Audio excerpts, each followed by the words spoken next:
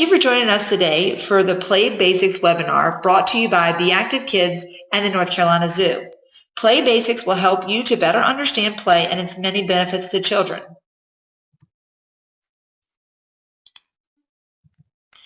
Today's presenter will be Linda Kinney. Linda is a staff member in the North Carolina Zoo's Education Division, facilitating kidZone and Playful Pedagogy. Linda is a strong advocate for children's nature play and has received her master's in play and Playwork from the University of Gloucestershire in England. Play and active play are important parts of our lives. Where we played, how we played, and who we played with help shape who we are. Take a moment to think about how and where you played as a child. Did you climb trees, splash about in puddles, make mud pies, ride your bike, build forts, have secret hideouts, look up at the stars? Are you smiling yet? Playing is a part of who we are. What is play anyway? There are many definitions, and some researchers believe that defining play takes away from its complexity. We will be looking at play from a Playwork perspective, which is a profession that centers around supporting the play process and celebrates the complexity of play. So Playwork provides the opportunity for children to control the content and intent of their play. And Playworkers define play as being freely chosen, personally directed, and intrinsically motivated. Play comes from within. Being active is an important part of the play process. So not only are kids physically engaged with their environment, they are also engaging in curiosity, information seeking, and eagerness. Children are natural scientists and participate in inquiry during play. Imagination and creativity. Play supports right brain processes like big picture and holistic processing, focusing on the visual and artistic, emotions and intuition, risk-taking, problem-solving, and flexibility. Play also supports attentiveness, effort, and persistence. Trial and error and figuring things out are a big part of play. Language learning and social development also happen during play. Play supports resilience. It builds toughness in kids and helps them bounce back from difficulties. Play helps kids figure out how to regulate their emotions, gives kids pleasure and promotes positive feelings. Kids love to play and it makes them feel good. Through play, kids learn how to respond to stressful situations. They also become attached to where they play and who they play with. Also, children need to be active and outside. So why is that so important? Natural environments support a wide range of play, especially active play. Nature is diverse, dynamic, and flexible. Children can develop a relationship with their environment. Nature provides lots of materials for play and possibilities for construction. Being outside can stimulate creativity.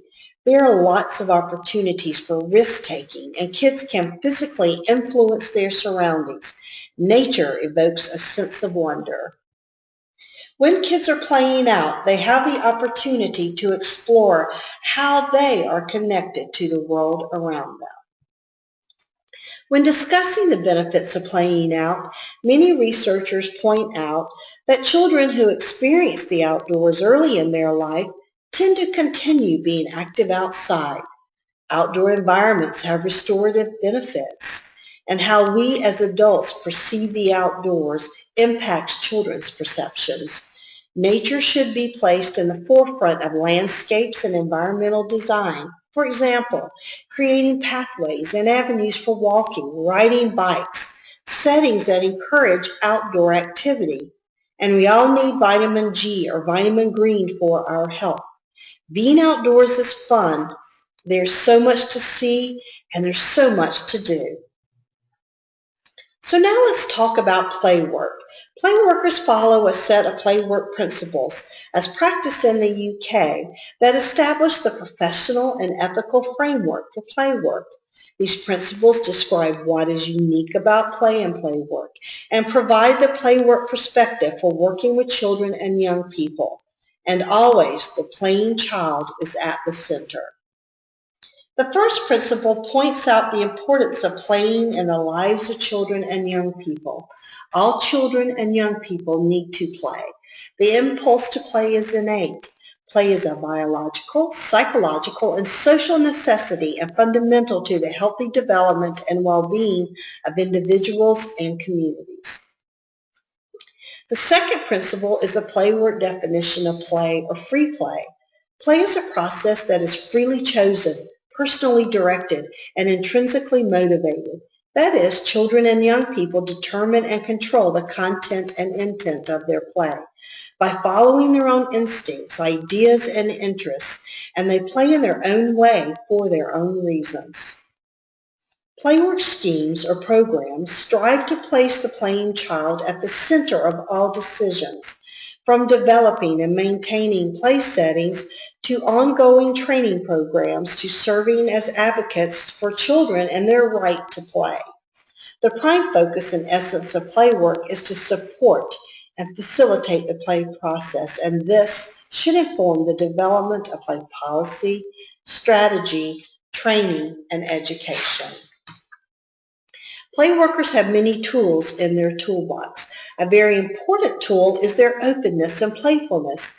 The adult that supports the play process can connect with their kid within and be open to the messiness of play.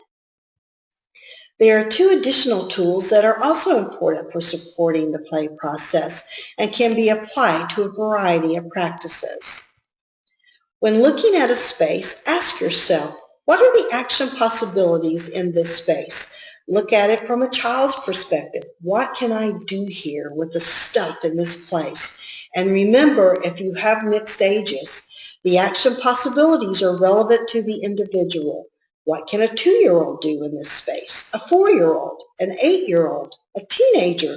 Diverse opportunities will need an open, varied space with plenty of materials for play. A great way to amp up the diversity of materials in a space is with lots of loose parts, items that can be manipulated, picked up, handled, and moved about. The materials can be natural, like pebbles, sticks, acorns, pine cones, or manufactured, like PVC pipe, balls, cloth material, buckets, and shovels. Remember, when thinking of loose part, one person's trash can be another person's treasure. As with many things in life, there is a continuum of play that we see.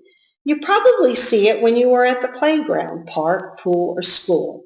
You may see parents who are telling their children what to do, how to do it, where to do it, and when to do it. This would be on the far end of structured play. On the other end of the spectrum, you will see parents allowing their children to explore freely on their own terms. All of this is unstructured play.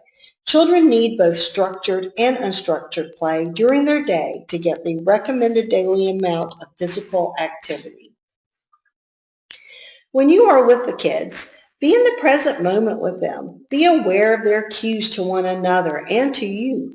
Don't be thinking of what you need to do later in the day or what happened that morning. Just be with the kids.